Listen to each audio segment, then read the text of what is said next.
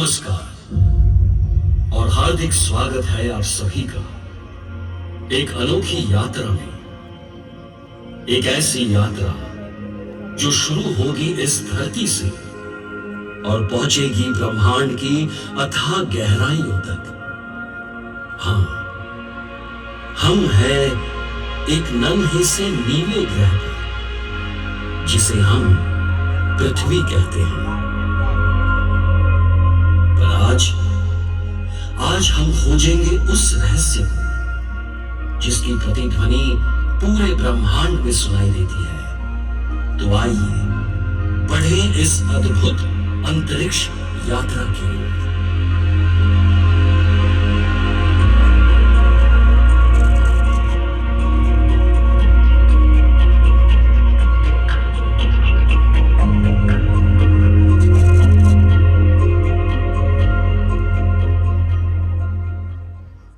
तो प्रिय ग्रहो, कहो सबका हालचाल कैसा है? हम सब बढ़िया है सूर्यदेव, सब एकदम शानदार है ना साथियों? जी बिल्कुल, हमें क्या होना है?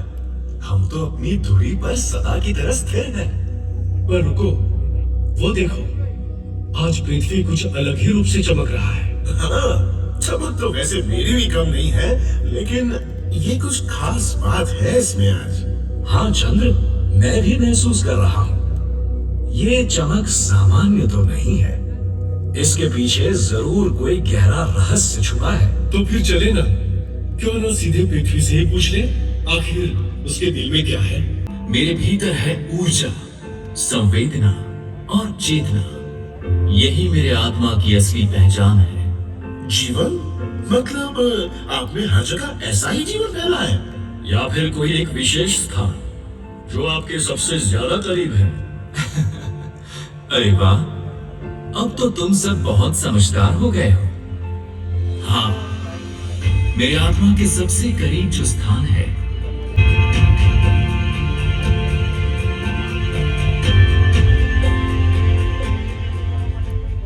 पृथ्वी जी, आपने कहा भारत, आर्यावर्त आपकी आत्मा के सबसे निकट है, लेकिन ऐसा क्यों? क्योंकि ये वही भूमि है जहां सनातन संस्कृति ने जन्म लिया। भारत को अटल, अमर और अपराजय बनाते हैं।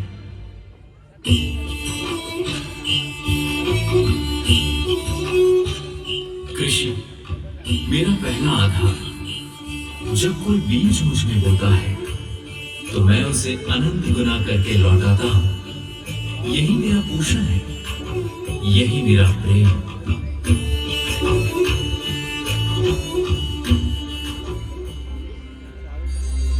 शिक्षा जो परा और अपरा विद्या का ज्ञान देती है, जो जीवन को एक नई दिशा दिखाती है, नए संस्करण के साथ जीव मोक्ष की ओर अग्रसर होता है।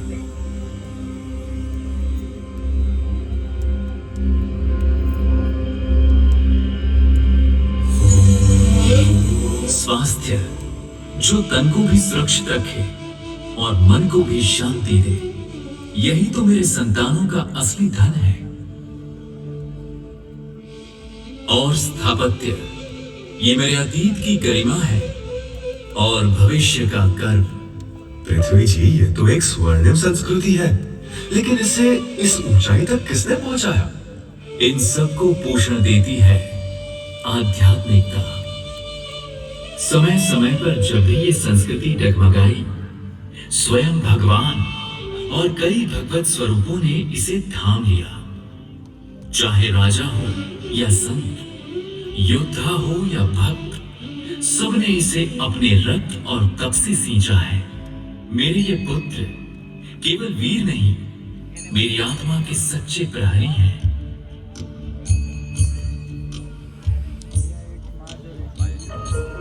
पृथ्वी जी, ये सुनकर हमारी आत्मा भी पुलकित हो उठी। स्वयं अवतरित हुए हैं। हाँ मेरे मित्रों, जब जब अधर्म बढ़ा, तब धर्म की स्थापना के लिए और अपने प्रेमी भक्तों की इच्छा पूर्ति करने हेतु भगवान स्वयं अपने परम भक्त के साथ इस तरह जब धर्म संकट में था, तब भगवान श्री राम आए, साथ में पधारी माता सीता, भ्राता लक्ष्मण और परम भक्त हनुमान। भगवान श्री राम ने मर्यादा को जीवन का मूल बताया। उन्होंने सिखाया राजा कैसा हो, पुत्र कैसा हो, पति कैसा हो और एक आदर्श राज्य कैसा हो, राम राज्य। पृथ्वी जी, आप तो सच में बहुत ही भाग्यशाली हैं। अभी तो और सुनो। फिर आए भगवान श्री कृष्ण। भगवान श्री कृष्ण जिन अर्जुन को सुनाई भगवत गीता, जो न केवल युद्ध की कथा थी बल्कि जीवन का अद्वितीय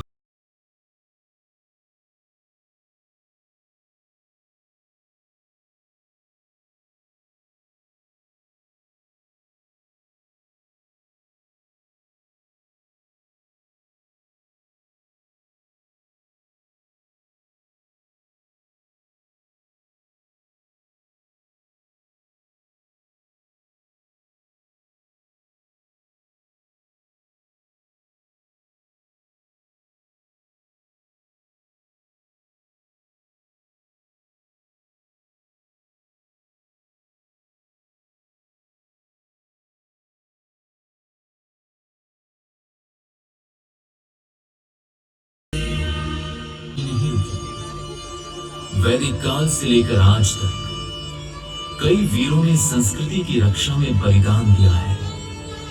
आधुनिक युग में 18वीं शताब्दी के उत्तरार्ध में भारत के हर कोने में अस्थिरता और भय का माहौल था।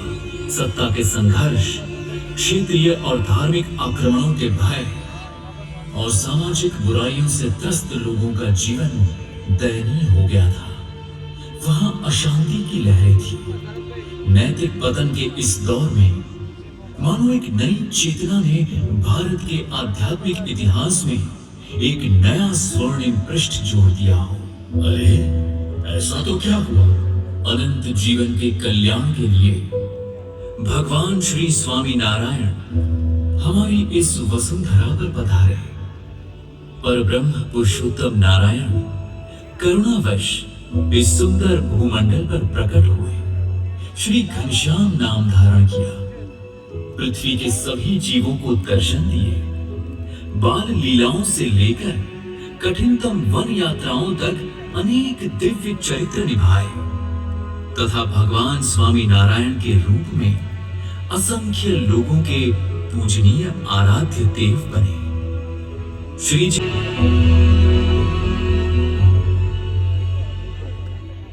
वाह, अद्भुत। सचमुच ये सब सुनने और देखने के बाद ये ज्ञात होता संस्कृति हमारी पहचान है। भारत की अनमोल धरोहर केवल अतीत का हिस्सा नहीं है बल्कि ये हमारे भविष्य का आधार भी है। तो क्या यही है वो रास्ता जो भारत का भविष्य में नेतृत्व करेगा? बिल्कुल यही है वो रास्ता। यूनानो, मिस्र, रोमा सब मिट गए जहां से, अब तक मगर है बाकी नामो निशा हमारा। कुछ तो बात है कि हस्ती मिटती नहीं हमारी। हमारा भारत एक विचार, एक भावना, एक जीवन शैली है। सच में सारे जहां से अच्छा हिंदुस्तान हमारा।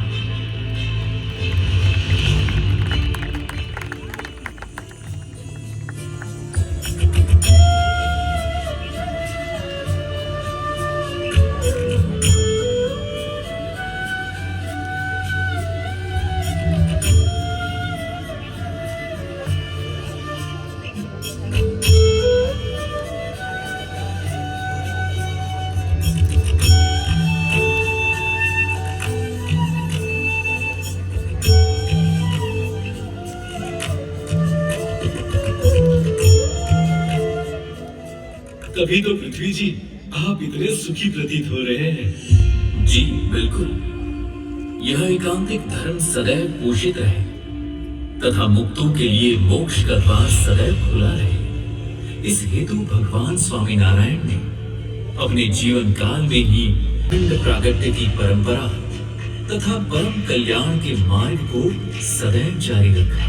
यह दुर्लभ कार्य समय के साथ ब्रह्म स्वरूप भगत जी महाराज, ब्रह्म स्वरूप शास्त्री जी महाराज, ब्रह्म स्वरूप योगी जी महाराज, ब्रह्म स्वरूप प्रमुख स्वामी महाराज और वर्तमान में प्रकट ब्रह्म स्वरूप महंत स्वामी महाराज द्वारा निरंतर कार्यरत है और भगवान स्वामी नारायण की दिव्य उपस्थिति का अनुभव किया जा रहा है।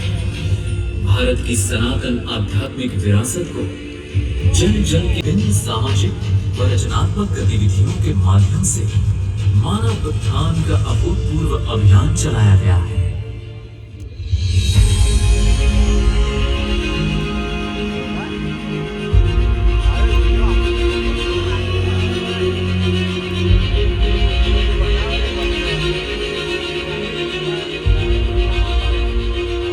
आज 92 वर्ष की आयु में भी परम पूज्य महंत स्वामी महाराज हमें अपनी दिव्य उपस्थिति से आशीर्वाद प्रदान कर रहे हैं। महंत स्वामी महाराज अनगिनत लोगों के आध्यात्मिक मार्गदर्शक और पथदर्शक बने हैं। पर ब्रह्म के दिव्य स्वरूप का निरंतर आनंद लेते हुए ब्रह्म स्वरूप इस संत के स्पर्श मात्र से सभी को ये अनुभव होता है कि भगवान श्री स्वामी नारायण स्वयं उनके माध्यम से इस धरा पर सबका कल्याण कर रहे हैं। इस धरा पर रहने वाले लोग दिव्य ब्रह्म के अवतार, निस्वार्थ भावना की मूर्त और भारतीय संस्कृति के अद्वितीय सदैव सुगंधित और धन्य रहेगा। मैं आप सभी से अनुरोध करता हूँ कि उनके बताए हुए आदर्शों के अनुसार पवित्र जीवन जिएं और आत्यंतिक प्रसन्नता प्राप्त करें। यही मेरी अभ्यर्थना है।